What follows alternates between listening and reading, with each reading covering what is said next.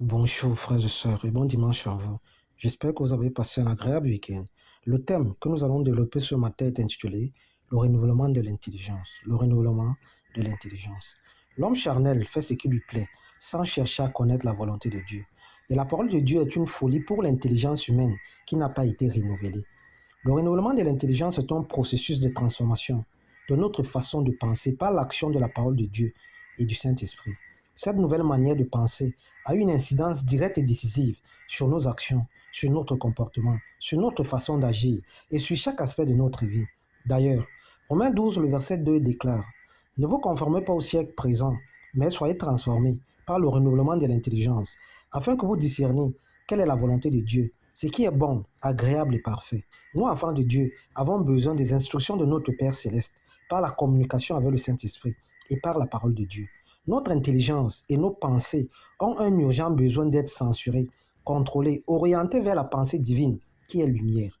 Et grâce au renouvellement de l'intelligence, à travers la parole de Dieu, nous acquérons la volonté parfaite de Dieu et l'acquisition des pensées saines, afin de garder notre cœur plus que toute autre chose. Car c'est du cœur que viennent les mauvaises pensées. Le renouvellement de l'intelligence pour nous, enfants de Dieu, est primordial. Car lorsque notre pensée est transformée, cela nous fait progresser dans notre manière de penser, par un état d'esprit nouveau qui renouvelle nos attitudes, nos sentiments, notre comportement. Et grâce à cela, nous acquérons la maîtrise de soi, afin de garder tout notre corps en bride.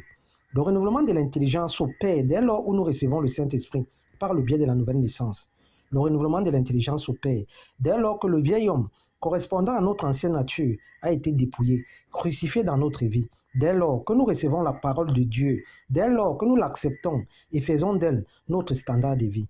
Le renouvellement de l'intelligence opère dès lors que la méditation des Saintes Écritures est constante et permanente, supervisée et canalisée par le Saint-Esprit, pour une compréhension plus fluide des Écritures. Le renouvellement de l'intelligence n'est accessible qu'aux enfants de Dieu nés de nouveau. Le renouvellement de l'intelligence n'est accessible qu'aux enfants de Dieu ayant une conscience purifiée, qu'aux enfants de Dieu ayant une conscience dépourvue de faux raisonnements.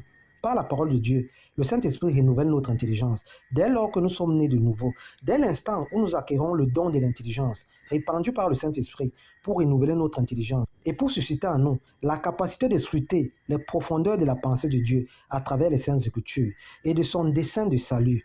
Si nous, enfants de Dieu, voulons plaire à Dieu, si nous, enfants de Dieu, voulons marcher dans le plan parfait de Dieu, nous devons inviter le Saint-Esprit dans nos prières afin qu'il nous aide à renouveler notre intelligence. Nous devons absolument renouveler notre intelligence pour ne pas être bloqués et piégés par des raisonnements qui ne glorifient pas Dieu, pour ne pas être piégés dans les déviations morales et spirituelles. Le renouvellement tire sa source dans l'action de la parole de Dieu. C'est la parole de Dieu qui active le renouvellement de l'intelligence sous la houlette du Saint-Esprit. Permettre à la parole de Dieu de renouveler notre intelligence, c'est nous soumettre à Dieu et permettre à cette parole de nous transformer. L'Esprit Saint renouvelle notre intelligence. D'ailleurs, Hébreux 4, le verset 12 affirme: car la parole de Dieu est vivante et efficace, plus tranchante qu'une épée quelconque à deux tranchants, pénétrante jusqu'à partager âme et esprit, jointure et moelle. Elle juge les sentiments et les pensées du cœur. Le monde présent a une façon de penser et de faire qui lui est propre, sauf que cette façon de penser et de faire est contraire à ce qui est prévu dans le plan parfait de Dieu, d'où la venue du Saint-Esprit dans la vie des enfants de Dieu que nous sommes au jour de la Pentecôte. Le Saint-Esprit est descendu sur terre dans la vie des disciples du Seigneur en signe de la promesse qui avait été annoncée par le roi de gloire Yeshua Mashiach.